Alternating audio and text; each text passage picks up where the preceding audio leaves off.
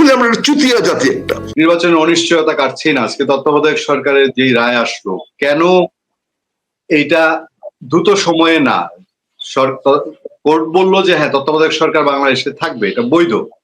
তাহলে বৈধ তো একটা, এর আগে যদি অবৈধ থাকে সে অবৈধতা তো এই রায়ের মাধ্যমে শেষ হয়ে যাওয়ার কথা। তাহলে এখন মানে এটা কি এর আগে বিএনপি আওয়ামী লীগ তত্ত্বাবধায়ক সরকার নিয়ে যে ৭-৫ করেছে, দুই দলই তো করেছে। বিএনপির সময়ও কে এম হাসানকে প্রধান করার জন্য করা হয়েছে, আওয়ামী লীগ এটা বাতিলই করে দিয়েছে তাদের নিজ নিজ স্বার্থে। এখন কি আবার এটা কোনো কৌশলী ব্যাপার? বিএনপি জামাত ইসলামী এই জায়গায় একমত, তারা পরবর্তী সময় থেকে চায়, এখন নয় কেন? এটা একটা দিক। আরেকটা দিক হচ্ছে নির্বাচন কমিশনের সীমানা নিয়ে বিরোধ আছে। তারেক রহমান সাহেবের আসার কথা বলা হয়, ওনার জন্য বুলেট প্রুফ গাড়ি, বাস এইসব বলা হয়। উনি 2 জায়গায় ইলেকশন করবেন। এখানে আরপিও সংশোধন করা হয়েছে যে কেউ ইলেকশন করতে হলে তাকে সশরীরে প্রেজেন্ট থাকতে হবে। তারেক রহমান সাহেব তার পাসপোর্ট, এনআইডি এর আগে হারিয়েছিলেন এর আগের সরকারের সময়। সেগুলোর কি অবস্থা? আদতে সময় খুব দ্রুত যাচ্ছে, আর 15 দিনের মধ্যে নির্বাচনের শিডিউল তফসিল ঘোষণা হওয়ার কথা, কিন্তু মানুষ কেন যেন কনফিডেন্ট হতে পারছে না। এই সার্বিক দিক বিবেচনায় আপনার মূল্যবান বিশ্লেষণ আশা করছি মেজর আখতারুজ্জামান রাজীব। ধন্যবাদ। আসসালামু আলাইকুম পূর্ণিয়া, তোমার মাধ্যমে তোমার অগণিত অসুস্থতা দেখে আমার সশ্রদ্ধ সালাম জানাই। আসসালামু আলাইকুম। যে যেখানে আছেন ভালো থাকবেন, সুখে থাকবেন, শান্তিতে থাকবেন। সবচেয়ে বড় কথা হলো নিরাপদে থাকার চেষ্টা করবেন। প্রথম আসি তত্ত্বাবধায়ক সরকারের বিষয়টি নিয়ে। আমরা কিন্তু এই বিষয়ে গত 1 মাস আগের থেকে কথা বলে আসছিলাম, এবং আরো আগে যখন সুপ্রিম কোর্ট প্রায় 60 দিনের মতো ছুটিতে গিয়েছিল, সেই 60 দিন আগে বলেছিলাম এরকম একটা ন্যাশনাল ইস্যু এবং একটা ক্রিটিক্যাল ইস্যুকে ঝুলিয়ে রেখে ওনাদের ছুটিতে যাওয়াটা কতটুকু মানে দায়িত্ব জ্ঞান এর পরিচয় ওনারা দিয়েছেন। আমরা কিন্তু 2 মাস আগে কথাটা বলেছিলাম, তোমার কি মনে আছে? যে আমরা এবং ছুটি নিয়েও আমরা ব্যঙ্গাত্মক বক্তব্য রেখেছিলাম। শুরুর সাথে এটা বলেছেন। হ্যাঁ, তারপরে আমরা বলছিলাম যে তাড়াতাড়ি হয়ে যাবে, 10 তারিখের মধ্যে হয়ে যাবে। তারপরে 10 তারিখ চলে গেল, পরে বললাম 15 তারিখে রায় দিবে, হলো না। শেষ পর্যন্ত 20 তারিখে রায় দিলেন। রায়টা মোটামুটি জনগণের বা আমাদের অনেকেরই যেটা প্রত্যাশা ছিল সেই প্রত্যাশা অনুযায়ী হয়েছে। কিন্তু আমার বিচার ব্যবস্থার উপর আস্থা আনার জন্য, বিচার ব্যবস্থাটাকে যে রাজনীতির ঊর্ধ্বে উঠার যে একটা শক্তি, এই শক্তি দারুণ অনুপস্থিত দেখতে পেলাম প্রধান বিচারপতি বা সুপ্রিম কোর্টের রায়ের মধ্যে। কারণ মনে হচ্ছে যেন বিচারটা ওদের ইচ্ছাধীন, রায় যেটা মূল্য দিবেন, যা খুশি রায় দিতে পারেন। মানে বিচারক গুলোকে জনগণের সামনে এত প্রহসনে রূপান্তরিত করা হচ্ছে যে মনে হচ্ছে বিচারটা বিচারকদের কাছে এটা মানে শিশুদের খেলার খেলনা। তারা যেভাবে খুশি খেলনা খেলতে পারবে, ভাঙতে পারবে, গড়তে পারবে, যা কিছু দিতে পারবে। তত্ত্বাবধায়ক সরকারটা পূর্ণ বহাল করার, আপিল করার স্পিরিটটা কি ছিল, চেতনাটা কি ছিল? চেতনাটা তো এটাই ছিল, শেখ হাসিনা যে নির্বাচনে অচলাবস্থা সৃষ্টি করে গেছেন গত 15 বছরে, এই তত্ত্বাবধায়ক সরকারের বিধানটাকে বাতিল করে দিয়ে তিনি নির্বাচনটাকে যে দলীয় বা ব্যক্তির নিয়ন্ত্রণে নিয়ে গিয়েছিলেন, সেটার বিরুদ্ধে সকল মহলের প্রত্যাশা নিয়েই তো এই আপিলটা করা হয়েছে এই জুলাই বিপ্লবের পরে এই সরকারের অধীনে। সেখানে বিচার বিভাগের কাছে তো অত্যন্ত প্রত্যাশাই ছিল যে বিচার বিভাগ আমাদের সেই অধিকারটা ফিরিয়ে দেবেন, এটাই তো প্রত্যাশা ছিল। কিন্তু প্রধান বিচারপতি কেন জানি না জনগণের পালস বুঝতে পারেন নাই, জনগণের মনোভাব বুঝতে পারেন নাই। ওনারা এখনো রাজনৈতিক শক্তি কিরণক হিসাবে কাজ করতে ভালোবাসেন। এটা হয়তো সম্ভবত অনেকটা এই জন্য হয়েছে যে উনি বারবার সেক্রেটারিয়েটে চাচ্ছেন, বাজেটটা ওনার হাতে চাচ্ছেন, সেটা পাচ্ছেন না বলে বিচার বিভাগটা অনেকটা অসন্তুষ্ট। সেজন্য তারা সব সরকারের একটা অঙ্গুলি হেলনে চলার চেষ্টা করে। আমরা বিচার বিভাগকে আলাদা করে দিয়ে গেছি, বিচার বিভাগ আলাদা করা হয়েছে। অতীতে আগেকার তত্ত্বাবধায়ক সরকার এই কাজটি সাহসের সঙ্গে করে গিয়েছে, আজকে বিচার বিভাগ আলাদা হয়েছে। কিন্তু আজকের এই রায়টা সব ছিল, সব ভালো ছিল, উনি সব বাতিল করে দিয়েছেন। কিন্তু কি কারণে, কি যুক্তিতে, কি স্বার্থে, কাদের জন্য উনি বললেন যে এটা এখন হবে না, পরবর্তী নির্বাচন? পরবর্তী নির্বাচন বলতে কি বোঝাচ্ছেন উনি? এই নির্বাচনের পরে পরবর্তী নির্বাচন বলছেন, তো এই নির্বাচনটা কবে হবে সেটা তো সুনির্দিষ্ট করে বলেন নাই। এখন যদি এই নির্বাচন যদি কোনো কারণে 5 বছর পিছায়, তাহলে তত্ত্বাবধায়ক সরকারের বিধানটা আরো 5 বছর পিছায় যাবে। এই যে এরকম অন্তঃসার শূন্য ধোঁয়াশাপূর্ণ রায় দেন একটা উচ্চ আদালত, বলেন এটা তো ভাবতে আমাদের খারাপ লাগে, ভাবতে অভাব লাগে যে এরাই আমাদের সুপ্রিম কোর্টের বিচারক, উনাদেরকে আমরা মহামান্য বলি, সম্মান মাননীয় বলি, উনাদের প্রতি আমাদের আস্থা বিশ্বাস, আমাদের সকল ভাগ্য ওনাদের হাতে নিয়োজিত, আর ওনারা এরকম খেলবি একটা রায় দিলেন। উনি কেন, কার জন্য, কার পক্ষপাতিত্ব করার জন্য বললেন এটা পরবর্তীতে এটা কার্যকর হবে? কোন স্বার্থে, কার স্বার্থে? এইটা যে কারো না কারো স্বার্থে যাচ্ছে, এইটাও কি মান্যবর বিচারক সাহেবরা বুঝেন না? অনেকে অনেক কথা বলে যে আমরা তো সবাই আসলে বাঙালি, যে যেখানে যাই আমাদের বাঙালির চরিত্রটা পরিবর্তন হবে কেমনে? আসলে কথাটা দুর্ভাগ্যজনক হলে আজকে মানে কষ্টে বলতে হচ্ছে, আসলে আমরা বাঙালি, আসলে আমরা চুতিয়া জাতি একটা, আমাদের কোনো ব্যক্তিত্ব নাই, আমাদের কোনো নিজস্ব স্বকীয়তা নাই, মাথাটা উঁচু করে কথা বলার আমরা পারি না, সবসময় মাথা নিচু করে কথা বলি, কথা প্রসঙ্গে চলে আসে। আমাদের কথা ছিল ভারতের সঙ্গে আমরা চোখে চোখ রেখে কথা বলবো, এটাই ছিল জুলাই বিপ্লবের চেতনা। দেখেন তো খলিলুর রহমান সাহেবের সঙ্গে অজিত দোভালের যে ছবিটা আসছে গতকালকে, অজিত দোভাল অন্যদিকে তাকায় আছে আর খলিলুর রহমান সাহেব মাথা নিচু করে ওর হাতের দিকে তাকায় আছে, হ্যান্ডশেকটা করতেছে, এটা তাচ্ছিল্যভাবে করা হচ্ছে। বডি ল্যাঙ্গুয়েজটা দেখেন, কোথায় আপনার আই টু আই গেল? চোখে চোখ রেখে কথা বলার যে বৈষম্য ছাত্র আন্দোলনের যে দাবি, তাদের যে প্রত্যাশা যে ভারতের সঙ্গে আমরা চোখে চোখ রেখে কথা বলবো, তো এই আমাদের নিরাপদ উপদেষ্টা তিনি নতুন পদ পেলেন, ন্যাশনাল সিকিউরিটি অ্যাডভাইজার। এই প্রসঙ্গে একটু একটা ছোট্ট এই প্রসঙ্গে শুধু অজিত দোভালের এই ট্যুর নিয়ে একটা আলোচনা সোশ্যাল মিডিয়া ভরে গেছে, যে উনি যে বলেছেন যে ইন্টারনাল বিষয়ে হস্তক্ষেপ করবেন না, এতে করে কি অজিত দোভাল খলিলুর রহমানকে আওয়ামী লীগকে নিয়ে নির্বাচন করার জন্য প্রেসার দিয়েছে কিনা, এটা নিয়ে খুব আলাপ হচ্ছে। নিশ্চয়ই আপনার আলোচনায় এই বিষয়টা একটু দৃষ্টি দিবেন, সেটার জন্য আমি একটু সবচেয়ে বড় দুর্ভাগ্য হলো যে শেখ হাসিনার মৃত্যুদণ্ড দেওয়া হয়েছে, তাকে ফেরত আনার মতো কোনো বক্তব্য দিয়েছেন কিনা এটার কোনো প্রমাণিত তথ্য এখন পর্যন্ত পাওয়া যাচ্ছে না। কোনো মিডিয়া বলতে পারতেছে না তার সঙ্গে যে 45 মিনিট আলাপ হলো, সে 45 মিনিট আলাপেও উনি এই প্রসঙ্গটা এনেছেন কিনা না ভারতের মিডিয়া কনফার্ম করতে পারছে, না কোনো মিডিয়া কনফার্ম করতে পারছে। ওইটাই তো হওয়া ছিল আমার প্রেস রিলিজ, আমার মূল বক্তব্য। এবং আমার বাংলাদেশের অ্যাম্বাসেডর সাহেব হাই কমিশনার যে বক্তব্য দিয়েছেন সেটাকে ভারতের মিডিয়াতে ভুয়া বলা হয়েছে, এটা রিলায়েবল না বলা হয়েছে। তার মানে ওনার বক্তব্যটা রিলায়েবল না, ভুয়া বলা হচ্ছে। অথচ অজিত দোভাল বলেন না স্পষ্ট করে যে শেখ হাসিনাকে ফেরত আনার জন্য উনি ওনার পক্ষ থেকে যতটুকু চাপ দেওয়ার দরকার উনি অজিত দোভালের কাছে সেই চাপটা দিয়েছেন। উনি তো ন্যাশনাল সিকিউরিটি অ্যাডভাইজার, এনএসএ হয়েছেন। পৃথিবীতে এনএসএ পোস্ট এখন অনেক বেশি আপগ্রেডেড, সে এনএসএ পর্যায়ে উনি চলে গেছেন এখন। সে এনএসএ যদি এই বক্তব্যটা দেন আর উনি যদি আই টু আই কথা বলতে পারেন না, উনি যার সঙ্গে হ্যান্ডশেক করছেন সেই ভদ্রলোক তার দিকে তাকাচ্ছে না, ছবিটা দেখেন না আপনি, একজন ভদ্রলোকের সঙ্গে আপনি হাত মিলাচ্ছেন, সেই ভদ্রলোক আপনার দিকে তাকাচ্ছে না আর আপনি মাথাটা নিচু করে। আর আনফর্চুনেটলি দুবারের চেয়ে আপনি একটু লম্বা বেশি, এটা হতে পারে যে আপনার মাথা নিচু করতে হয়েছে আপনার, কারণ আপনি একটু দুবারের চেয়ে দেখা গেল যে দুবারের চেয়ে একটু লম্বা বেশি, একটু স্বাস্থ্যসম্মত, একটু বেশি বড়, তো এই জন্য হয়তো হইতে পারে মাথাটা নিচু করেছেন। কিন্তু মানুষ কিভাবে দেখবে? এই জন্য আমরা বললাম যে আসলে অ্যাজ এ হোল বাঙালির চরিত্র আমরা এক ক্যারেক্টার অফ হিপোক্রেটস। আমরা জাতীয় নেতাদের বলেন, সকল পর্যায়ে বলেন, প্রতিটা লোকের কথায় দেখবেন এক ধরনের কিরকম ছেলে মেয়ে, একটা অদ্ভুত জাতীয় নেতৃত্বের একটা বন্ধাত্ব চলছে। আজকে আমরা অত্যন্ত আশাহত হয়েছি সুপ্রিম কোর্টের কাছ থেকে। উনি যে রায়টা দিলেন সেটা অসম্পূর্ণ রায় এবং এটা অনেকটা বলা যায় যে এটা রহস্যপূর্ণ রায়।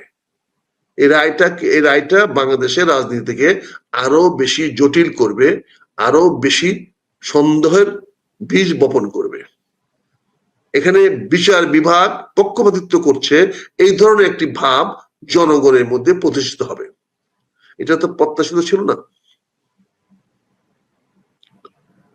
এখন থেকে, আজ থেকে কেন কার্যকরী হতে পারবে না? বিচারের রায় কি 2 মাস 3 মাস 6 মাস পরে কার্যকরী হয়? বলেন। বিচারের তো রায়টা তো কার্যকরী আজ থেকেই, সেটা পরবর্তী অ্যাডমিনিস্ট্রেটিভ কারণে দেরি হইতে পারে।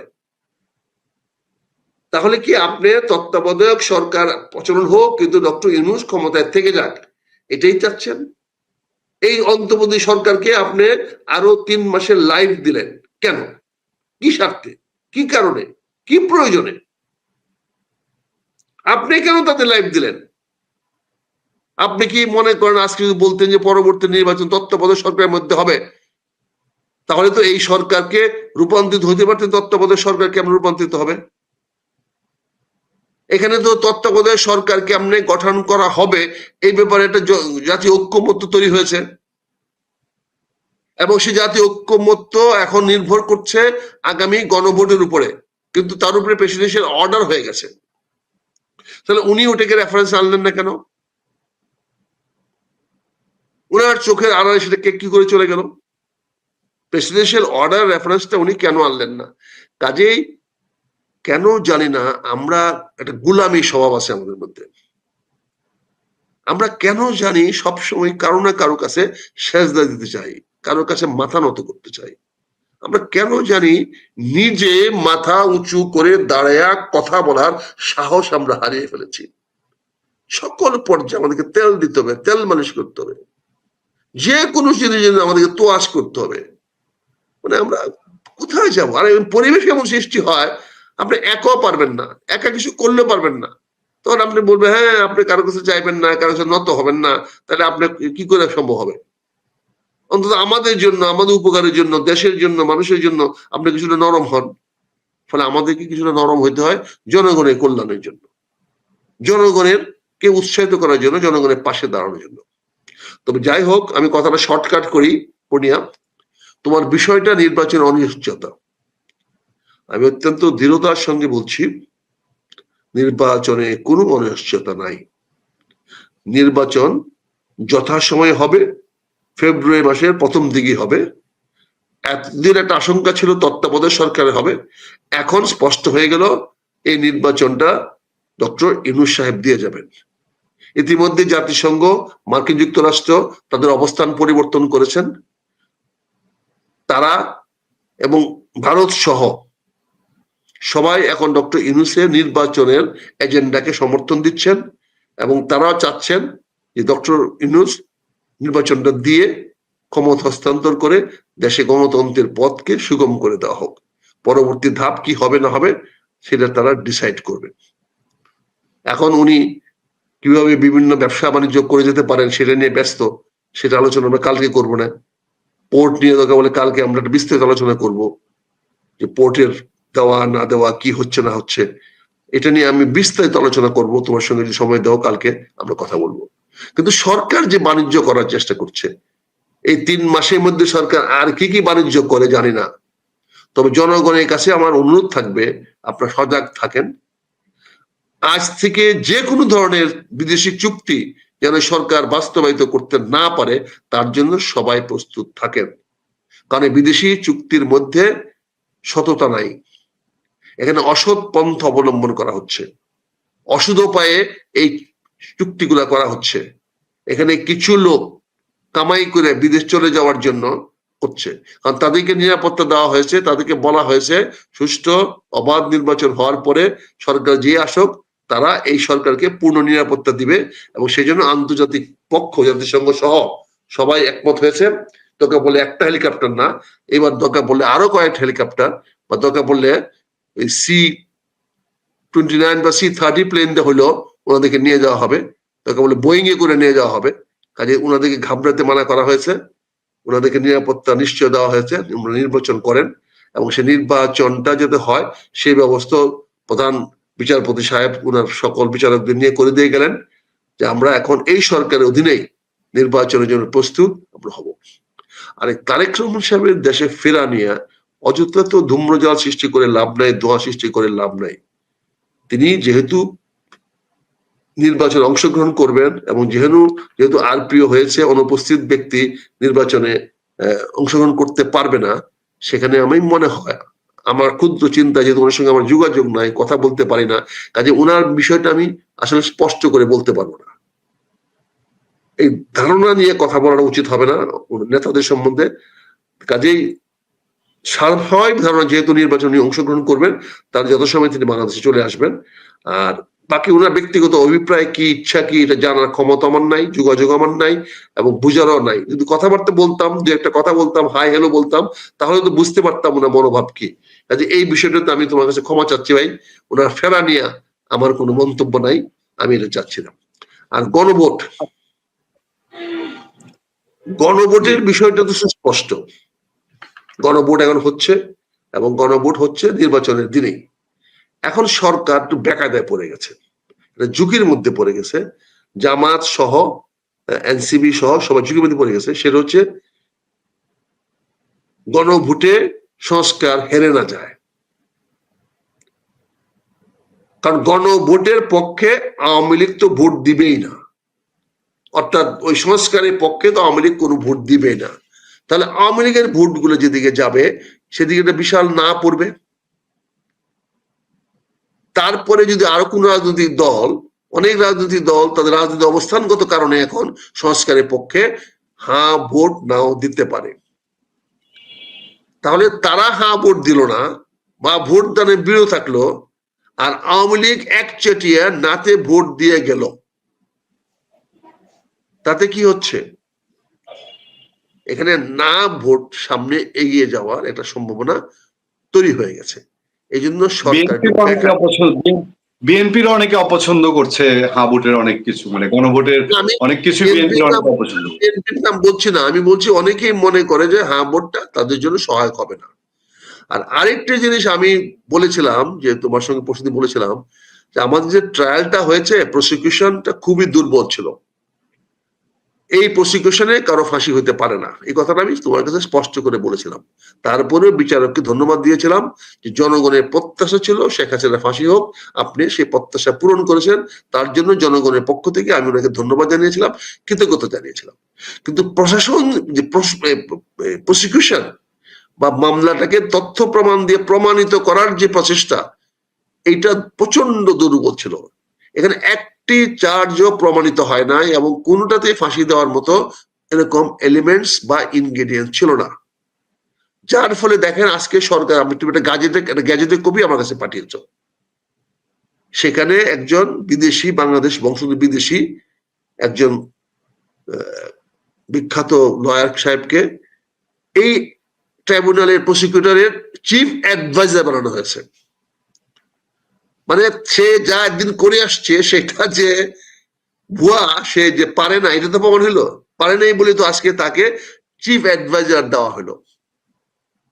আর এতদিন সে যে টেলিভিশনে দাঁড়ায় বিভিন্ন দেশি বিদেশি কথা বলতো, এটার জন্য ওনার একটা মিডিয়া কন্ট্রোলার দেওয়া হলো যে মুখপাত্র হিসেবে কাজ করবে। অর্থাৎ এখন থেকে আর সম্ভবত তাজুল সাহেবের কথা বলা টেলিভিশনের সামনে বন্ধ হয়ে গেল, যেটা নিয়ে আমরা আপত্তি করে আসতেছিলাম। তার মানে একজন প্রতিনিধিত্ব বা একজন স্পোকসম্যান দেওয়া হলো, যার না পরিষ্কার বলা হয়েছে স্পোকসম্যান, ট্রাইব্যুনালের স্পোকসম্যান হিসেবে কাজ করবেন এই নতুন একজন লয়ার, তুমি যার গ্যাজেটটা আমার কাছে পাঠিয়েছো। কাজে বুঝতে পারছো আমরা যখন যেটা বলে আসছিলাম, অনেকে তোমরা অসন্তুষ্ট হয়েছো, রাগ করেছো, হয়তো ভেবেছো যে আমরা তোমাদের বিষয়গুলোকে আমরা অন্যভাবে দেখছি। অন্যভাবে দেখছি না ভাই, যেটা আমাদের চোখে দৃষ্টিকটু লাগে, যেটা আমাদের কাছে ভুল মনে হয়েছে, আমরা দুঃসাহস নিয়ে সেই ভুলগুলো বলার চেষ্টা করছি। এটা আমরা ঝুঁকি নিয়ে বলতেছি, এতে আমাদের পাওয়ার কিছু নাই। আমার কাছে খুব ইন্টারেস্টিং লাগলো যে আপনি চিঠিটায় দেখবেন যে চিঠিটা দেওয়া হয়েছে যে আমাদের দেশে মানুষের এত অভাব, ওনারা সব খালি বিদেশি লোক আনেন, যে এই মন্ত্রণালয় বাংলাদেশি কি বিষয়ক মন্ত্রণালয়ে বাংলাদেশি বংশোদ্ভূত ব্রিটিশ আইনজীবী জনাব আফজাল শামী সৈয়দ আলীকে আন্তর্জাতিক অপরাধ ট্রাইব্যুনালের চিফ প্রসিকিউটরের স্পেশাল প্রসিকিউটোরিয়াল অ্যাডভাইজার হিসাবে এবং বাংলাদেশি বংশোদ্ভূত ব্রিটিশ ব্যারিস্টার মোহাম্মদ সাইফুদ্দিন খালেক, মানে বাংলাদেশি বংশোদ্ভূত ব্রিটিশ মানুষ, খলিলুর রহমান সাহেব ব্রিটিশ, তারপর আমাদের আলী সাহেব সব আমেরিকান ব্রিটিশ মানুষজন, মানে বাংলাদেশে কি এতই অভাব? উনি অভাবে প্রশ্ন, বাংলাদেশে কোনো লোক দায়িত্ব দিতে চাচ্ছে না, কারণ তারা তো পালাতে পারবে না। যারা পালিয়ে যেতে পারবে, তাদের বাসস্থান বাইরে আছে, এমন লোককে দিতে হবে, তাহলে কে আসবে দায়িত্ব বলো? এই খলিলুর রহমান কি থাকবে বাংলাদেশে? এই আশিক কি বাংলাদেশে থাকবে? এই যারা আছে তোমার এই যে আমাদের বিভিন্ন উপদেষ্টা, প্রধান উপদেষ্টা বা অন্য উপদেষ্টা সাহেবরা, এরা কয়জন, দুই একজন শুধু বাংলাদেশে থাকতে পারে, বাকিরা কি সবাই থাকবে বাংলাদেশে বলো? কাজে এরা তো ডক্টর আলী রিয়াজ তো চলে যাবে, কাজে এমন লোককে দিতে এরা নিয়ে এসে দিচ্ছে যে ভাই তোরা আপাতত কাজটা করে দিয়ে যা আমাদেরকে, তারপরে তোরা তোদের বাড়ি চলে যাস। কাজে আমি আর তোমার কথা বাড়াবো না আজকে, কারণ আমি এখন একটু পুনে একসঙ্গে যাবো একটু কথা বলতে, বিপুল স্টকে যাব, বিপুল স্টক বসে আছেন। তবে আমি পরিশেষে তোমাকে অনুরোধ করব, দেশের জনগণ নির্বাচনের প্রস্তুতি নিয়ে নিয়েছে, তোমরা নির্বাচনকে অনিশ্চয়তার দিকে ঠেলে দিও না। নির্বাচনটা যাতে হয়, এই নির্বাচনটাই বাংলাদেশের সবচেয়ে বড় মহা উৎসব বা মহা ঔষধ। এই মহা ঔষধটা যদি দিতে পারো, এটাই হবে বাংলাদেশকে বাঁচিয়ে রাখার জন্য সবচেয়ে প্রয়োজনীয় ঔষধ, সেটি হচ্ছে নির্বাচন। এই নির্বাচনটার পক্ষে আমি, এবং নির্বাচনটাকে সফল করার জন্য যা কিছু করার দরকার আমি জান প্রাণ দিয়ে করতে রাজি আছি। আর এখানে আমার সরাসরি যদি নির্বাচন করছি না, আমার কোনো সরাসরি স্বার্থ নাই, ফলে আমি নির্বাচনটাকে সফল করার জন্য, আমি যেহেতু বলছি নির্বাচনটা আমাদের জীবনকে বাঁচিয়ে রাখার জন্য, বাংলাদেশের আর্থসামাজিক রাজনীতির একটা পথ তৈরি করে দেওয়ার জন্য, নতুন একটা গতিপথ তৈরি করে দেওয়ার জন্য এই নির্বাচনটা অত্যাবশ্যক। কাজে আমি নির্বাচনের পক্ষে, নির্বাচনটা যেভাবেই হোক নির্বাচনটা করাতে হবে, করে একটি সুষ্ঠু রাজনৈতিক বন্দোবস্ত তৈরি করতে হবে। এটা আমরা কারো পক্ষে যাক বা বিপক্ষে যাক, কিন্তু একটি সুষ্ঠু রাজনৈতিক বন্দোবস্ত আমাদেরকে অবশ্যই তৈরি করতে হবে। এটার জন্য দ্রুত সময় চলে যাচ্ছে, আমাদের হাতে এখন 3 মাসের চেয়ে কম সময় আছে। এই সময়ের মধ্যে আমাদের এটা সমাপ্ত করতে হবে। কাজে আমি সবার কাছে অনুরোধ করব, নির্বাচনে অনিশ্চয়তা কথাটা আপনারা আর কেউ বলেন না, বলে জনগণকে বিভ্রান্ত করার চেষ্টা করেন না। যারা এই কথাটা বলবেন তারাই কিন্তু গণশত্রু হিসাবে আখ্যায়িত হবেন আগামীতে, তারাই কিন্তু জনগণের কাছে ধোঁকা দিচ্ছেন, প্রবঞ্চনা করছেন, এটা বলে প্রমাণিত হবে। সবাই এক বাক্যে আসেন বলি, নির্বাচন সময় মতো হবে, সময় মতো হবে, সময় মতো হবে। এটা জনগণের দাবি, জনগণের প্রত্যাশা, জনগণ যা চায় তাই হয়।